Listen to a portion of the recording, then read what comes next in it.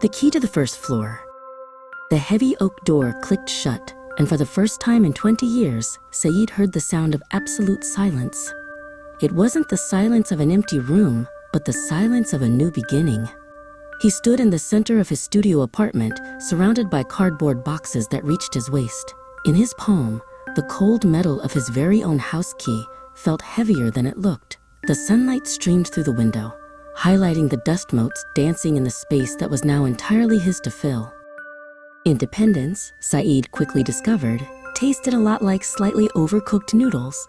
That evening, the kitchen became his first battlefield. He stood over the stove, a cookbook open on the counter, trying to remember if his mother used high or medium heat for the sauce. The smoke alarm gave a tiny, warning chirp as a piece of toast popped up, charred black. He laughed softly to himself. There was no one here to fix his mistakes, but there was also no one here to see them. Monday morning arrived with the roar of the university campus. Saeed felt like a small boat in a very large, fast-moving ocean. The map in his hand seemed to be written in a language he didn't quite understand, and the brick buildings all looked identical in their grand, ivy-covered way. He checked his watch, 10 minutes until his first lecture. The weight of his responsibilities felt real now, a physical pressure in his chest as he navigated the sea of rushing students. By mid-afternoon, the library became his sanctuary. Saeed sat at a long mahogany table, feeling dwarfed by the sheer volume of information surrounding him. He was staring blankly at a syllabus when a shadow fell over his notes.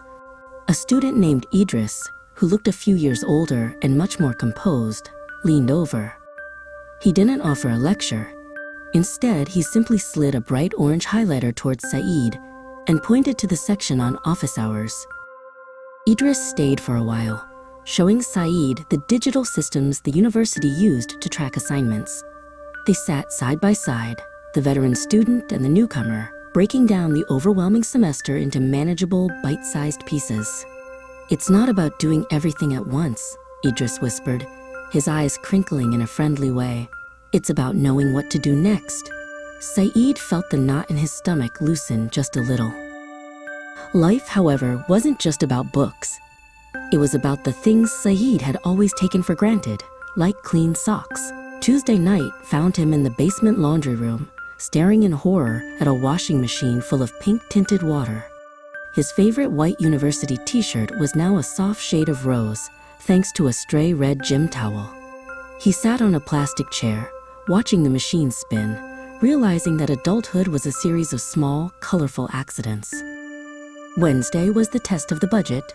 Saeed walked through the grocery store aisles with a calculator app open on his phone. He looked at the premium brand of coffee, then at his remaining balance, and slowly placed it back on the shelf in favor of the store brand. He felt a strange sense of pride as he reached the checkout line. He was learning the difference between what he wanted and what he actually needed to survive until the end of the month. The nights were the hardest and the best. By Thursday, Saeed was hunkered down at his desk, the only light in the room coming from his lamp and his laptop screen. He was tired, his back ached, and he still had 10 pages to read.